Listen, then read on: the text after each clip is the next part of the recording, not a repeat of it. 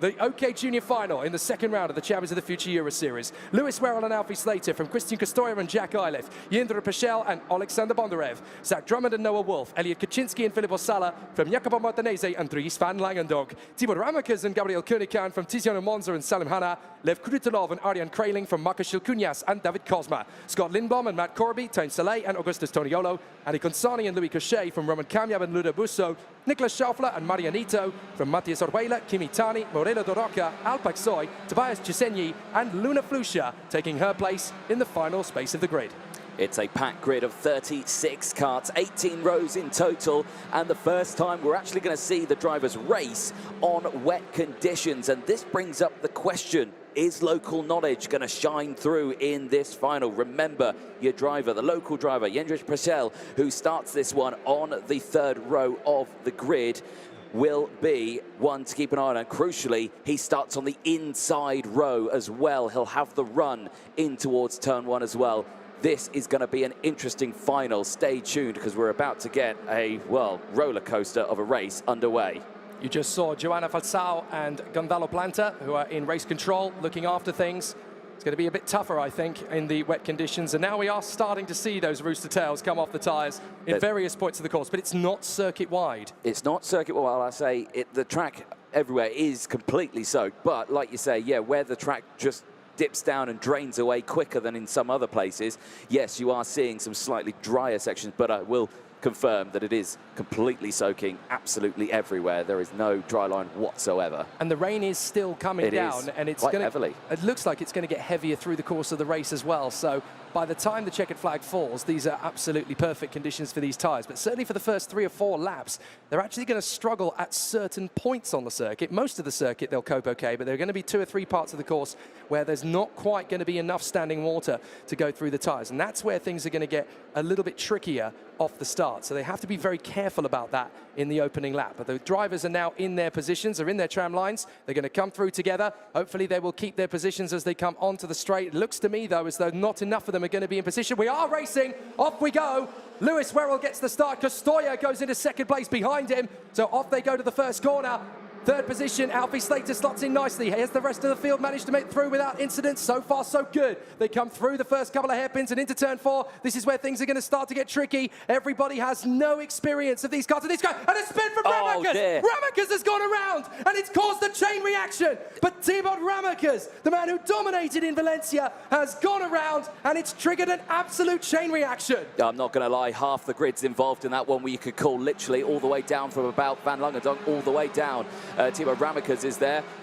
Like you say, everyone's gone through. So we've got Krutelov is off. Yeah, we've got Ramekes, we've got Krutelov, we've also got Shilkunas is in there, Corby's in there, Toniolo, Consani, Cochet, Kamyab, so many decent drivers there, taken out in one fell swoop. All it took was Ramekes on the curb, unsettled, the back end came around and nobody had anywhere to go. Yeah, exactly. It's very tight through that section. It's the same width all the way throughout the track, but it concertinas up and the racing line is very thin. Slow boards have come out, boards have come out. There's just too many karts at that space. So we go to yellow flag conditions. Now it's worth picking up at this point then that Slater, Bondarev and Wolf all managed to get past Christian Kostoya in that first lap. So Kostoya not quite able to keep them back on the opening lap. It means that Werrell is your leader from Slater, Bondarev, Wolf, Kostoya, Drummond and Peschel.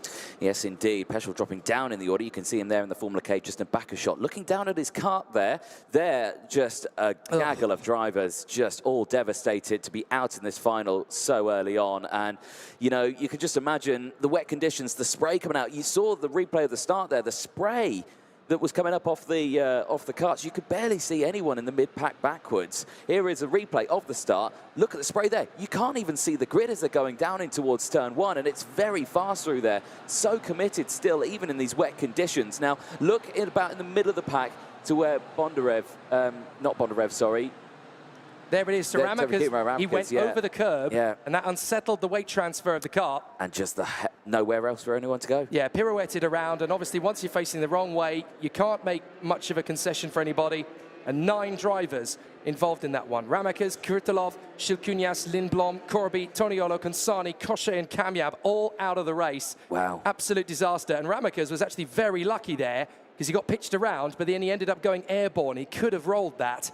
But for the moment, it's yellow flag conditions. And fair play to the marshals. They have cleared that in a little over a lap. That is amazing. Great work from the team here.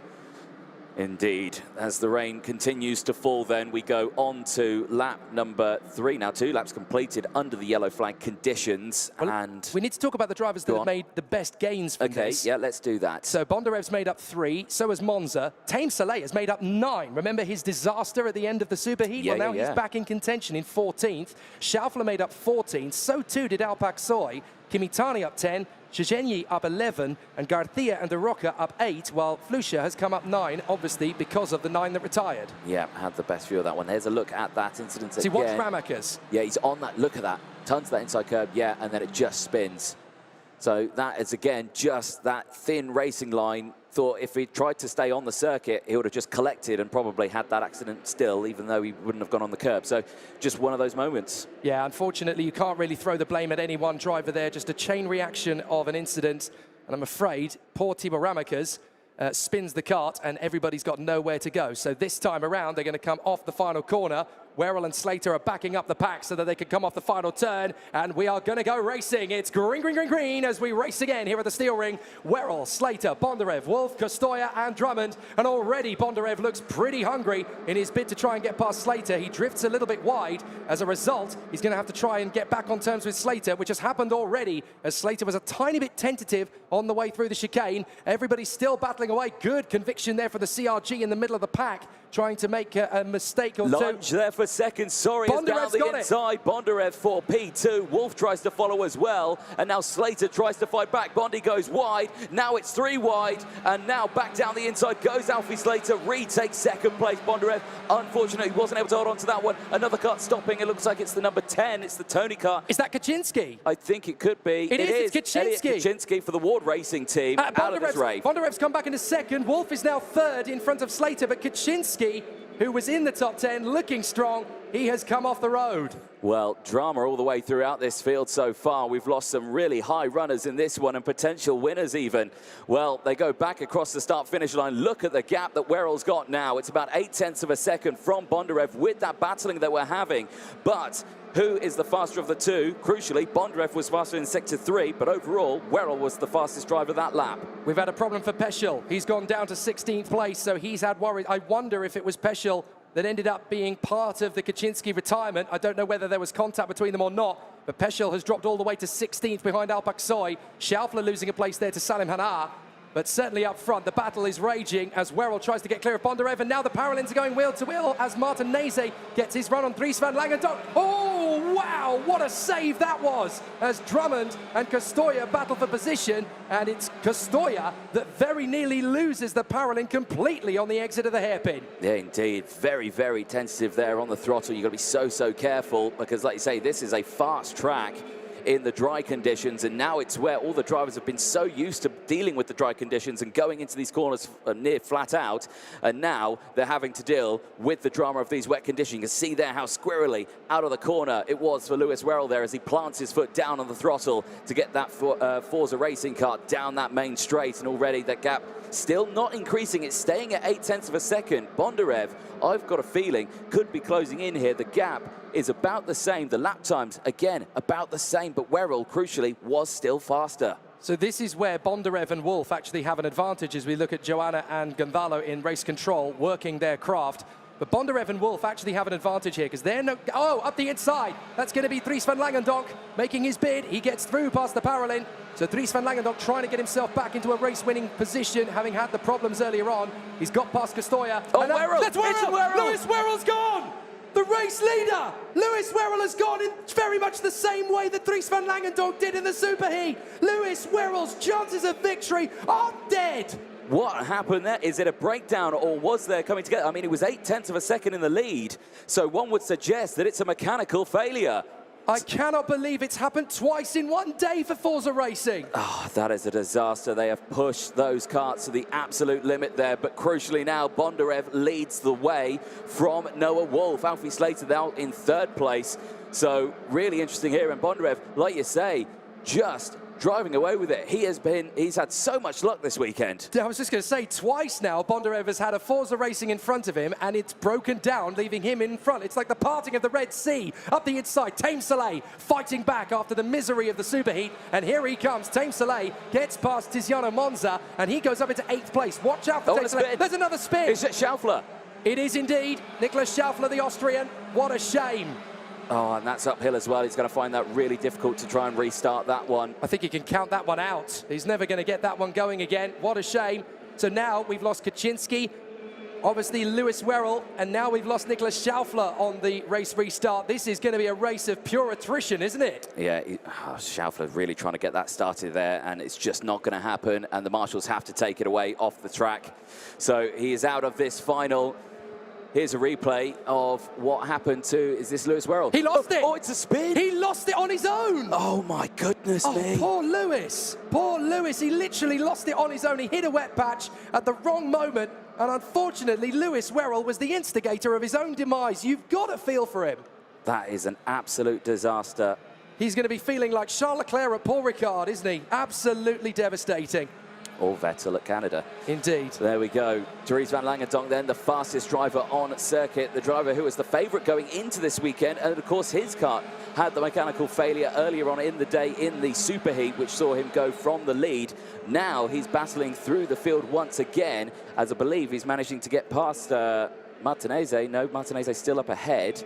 So he's just got past Costoya there, and Costoya is now trying to fight back. Or is that actually? That's Peschel. It is Peschel. He's come back through the field now. Well, this is the chance now. Jindra Peschel has the knowledge of this place compared to everybody else. He's been through every configuration change. He's been through every weather condition. If anyone's going to have the opportunity to charge his way back through the field, it's going to be Jindra Peschel. Only down the order because of a difficult starting position and the chain reaction he had to get out of there to lose positions. But Peschel has the opportunity and the momentum on his side to carve his way back. But Oleksandr Bondarev has extended the gap over Noah Wolf now to 1.3. He doesn't need to pull any further away than this. He just needs to keep it fairly stable, and he has got himself in a very strong position. But look at that drop, the compression in the wet conditions. You have got to have full faith that that car is going to turn in and stop on the dial. Bondarev in a very comfortable position in his Kart Republic chassis.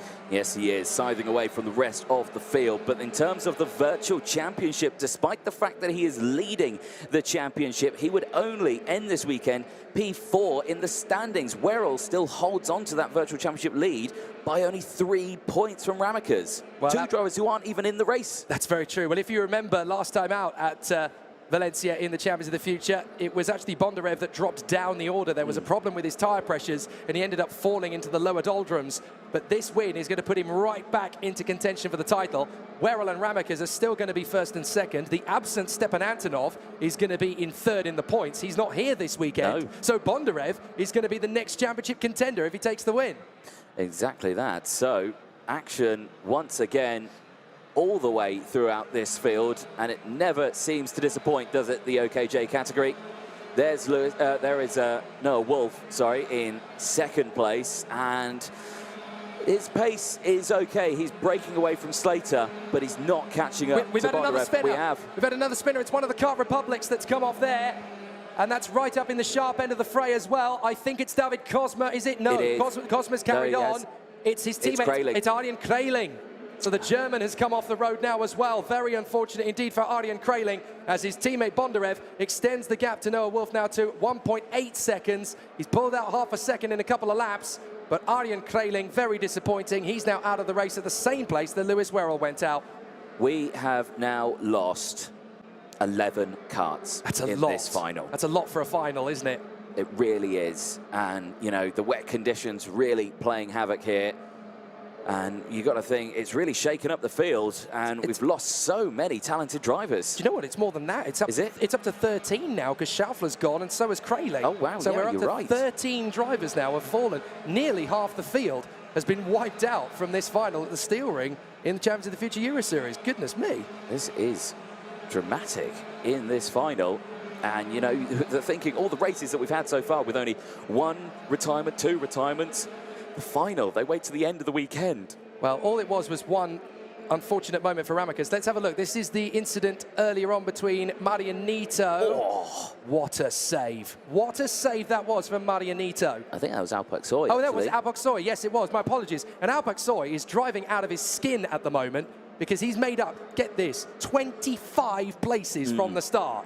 I think the incident at the start has helped that one, and I think it has helped a lot of the drivers who actually started at the back of the grid because they were able to avoid that incident because they could see it coming. So you've got Luna Flusha, who's up 16 places, Marita De Rocha up 12 places as well.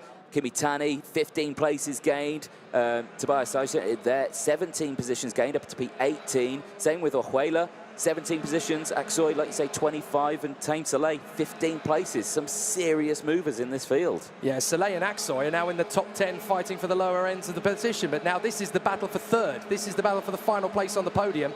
Alfie Slater has yet to score a podium in the Champions of the Future Euro Series. This is his best chance yet, and he's got Drummond, Martinez and Dries van Langendonk all over the back of him. This is all going to be about the calm composure and the maturity of Alfie Slater as Bondarev extends the gap to 2.4 seconds. As one of the taller drivers in the OK Junior category, this is where Bondarev really has an upper hand, a bit of an advantage here. He's able to really use his height to help with the balance of the weight transfer in the car. In the wet conditions, it really helps. And Bondarev, look at that, another fastest lap, a 1:02.7 from Bondarev, as Alfie Slater is hanging on to third position by a thread. He really is here. And again, the rain, I believe, has stopped, I think, out there. So I don't think the track's getting any wetter. And a huge dive down the inside there from Martinez. Gets it done on Zach Drummond through the S's section. And Drummond, I think, his head went back there, just thinking, oh, no, blimey, he's got it done. But instantly, he fights back as Martinez runs a little wide then through the next set of S's. And they chop and change. And crucially, now that's allowing Van Langendonk to close in. The Forza driver, who was the favourite, now right in the back of this group and wanting to gain positions. We're only about half race distance. Remember, 21 laps this race. It's a long, old race. And with the wet conditions, it's going to be a tough workout for all of these drivers. But it certainly is. I mean, the lap times now are 1:02s, 1:03s compared to what we were seeing earlier on. So very interesting to see how tough this race has suddenly become. Drummond all over the back of Slater, looking for his bid. But then again, Zach Drummond grew up in Scotland, in the fabulous Western Scotland Kart Club. He would have, in very similar conditions to this, honed his craft. Here he comes up the inside, dives in, and the parallel driver through to third position on Alfie Slater. Slater hasn't given up, though. He'll want to try and retaliate as soon as possible, but for the moment, it is the parallel in P3 as Slater gestures to him. Let's work to get away. Slater a little bit faster through the compression complex. This battle for the podium isn't done yet. Oh, very much not so. As back down the inside goes Martinez on Slater, and saw the opportunity arise and just positions that car right down the inside, and Slater, absolutely nothing he could do. And Van Langendonk here is just watching this unfold in front of him. He's not taking advantage of it yet. He's waiting for that opportunity to strike as, again, they make their way out of the final corner, back onto the start-finish straight. Drummond's been released now on the charge towards Noah Wolf. But what can he do? Can he close that gap? What's the gap between themselves? I think it's about 2.9 seconds. That's a long gap that they've got.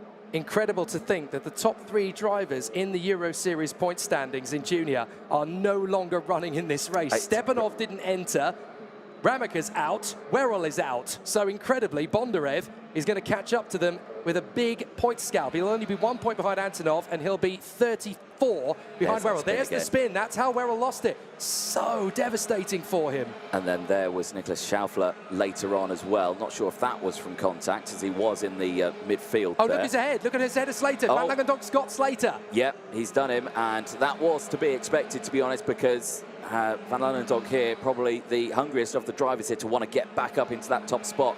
If anything, he's not led a race so far this weekend. He's been dominating all the way throughout, and yeah, such a shame that that incident had to happen in the superheat, because he would have been at that top spot. But Bondarev, who's now 3.4 seconds up the road leading the way, I mean, he has just been gifted the superheat and the finals, hasn't he? I mean, yes and no. I mean, it could have been interesting to see if he'd have been able to kit that pace together and hang on in behind Lewis Werrell and make the bid. I mean, he's definitely been stronger today than he was yesterday in general in terms of his lap times. They've been experimenting a lot at Kart Republic. Here's the move from Dries van Langendonk on the inside of Alfie Slater. Nudges the white line as he comes through, just scrubs a little bit of paint off with the tyres, gets his move on Slater. No concerns, but here is Oleksandr Bondarev just in prime position, doing a great job so far on the Kart Republic, and this is exactly what he wanted after the misery of his season last year being cut short after his accident at Zuera. Ever since then, he has been not just stronger, but faster, better, more composed, more calculated, and he is absolutely in control of his faculties here. Do you know, it was his decision to go to Kart Republic. He was offered several options on the table by his family and his management team, and they said, what do you want to do? This is on you, Olex. And he said, I'm going to go with Kart Republic. I just have a gut feeling that this is the right call for me.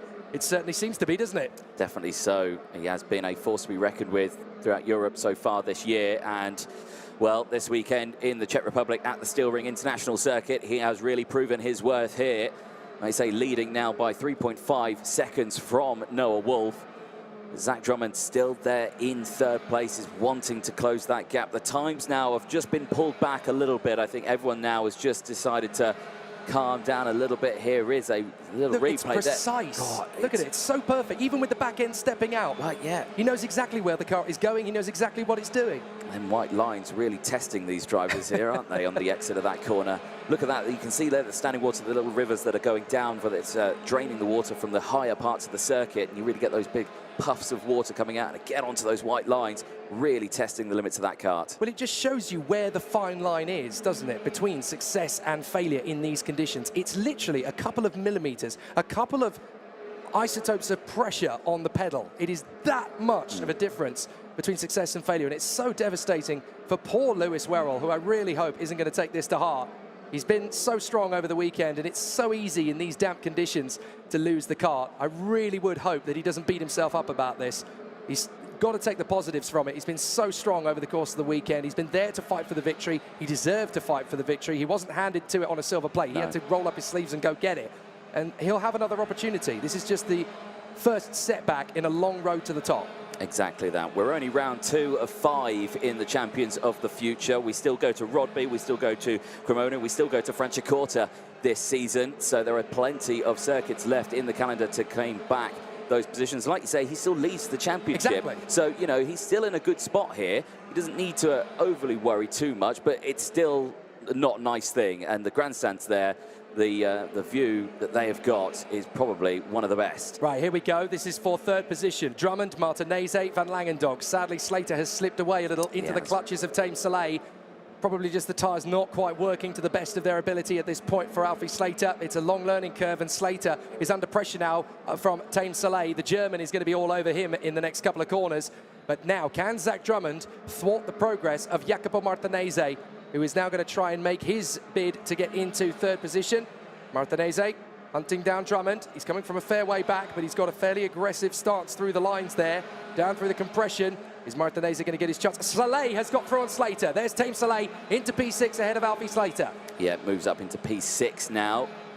Does the Sauber Academy driver, who had a disaster in his superheats as well, with what looked to be like a mechanical issue. But what a comeback. He's now made up 17 places. This is brilliant. Absolutely brilliant. It is. And then you've still got Aksoy there as well. P10. He's in the top 10 now. 24 positions gain. Orjuela 19. Tani 17.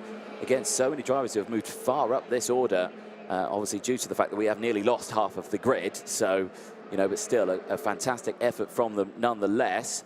Got to say, I dare say there's a slightly drier line starting to form out there. Obviously, it's still completely soaking out there whatsoever. I'm not saying that there is dry line at all, but you can see that the water is starting to disperse on one particular line out there. Yeah, and that's going to make it an interesting challenge for the OK Senior Final, because, again, the tyre choice has got to be wet. There's no other call, but at the same time, towards the end of the final, if no more water comes down, they're going to find that the grip is going to depreciate big time.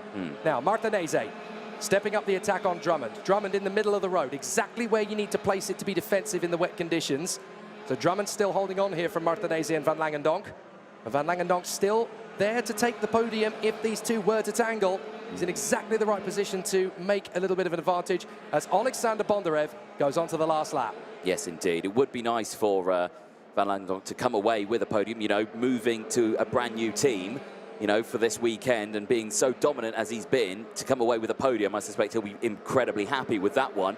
But, I mean, what can you say about Oleksandr Bondarev? I mean, what a weekend he has had. I mean, earlier on in the week, where did he finish in his... He won his superheat, of course, with the breakdown from Dries van Langendonk, another Forza driver. But, you know, this time around, just piling on the pressure and doing what he needed to do. There's not many racing drivers in this paddock that you could say he is everybody's favourite. There's just something about Oleksandr Bondarev. He has that magic touch, he has that magic persona, and it's going to be an emotional moment, not just for him, not just for the team, not just for the family, but for the sport as a whole. As Martinez forces the issue on Drummond on the final lap, and I think Van Langendonk's going to get his chance at the podium. We'll try and stick with that at the same time, but there's a big moment coming up here as Oleksandr Bondarev bounces back in 2023 to victory at the Steel Ring in the Champions of the Future Euro Series final. What a moment for Sacha Bondarev, as to the line, the podium is debated, and it's Martinez. Noah Wolff is second. Martinez just beats Drummond and Van Langendonk to the line for the final spot on the podium. But Oleksandr Bondarev is victorious in the Czech Republic in the most sensational of fashions. You've got to feel for Lewis Werrell. It's a heartbreaker, but it's an absolute thrill fest for Oleksandr Bondarev, licensed to thrill, and he dominates the final the second he gets into the lead. The Ukrainian national anthem is going to ring out over the steel ring. What a moment. 21 laps completed, and Bondarev takes the win. Noah Wolff and Martinez round out the podium from Zach Drummond and Dries van Langendonk, who tried his level best there to gain back the positions. He takes 5th place after gaining 7 places from Tame Soleil, the German driver for the Sauber Academy team, gaining 17 positions to finish in P6 from Slater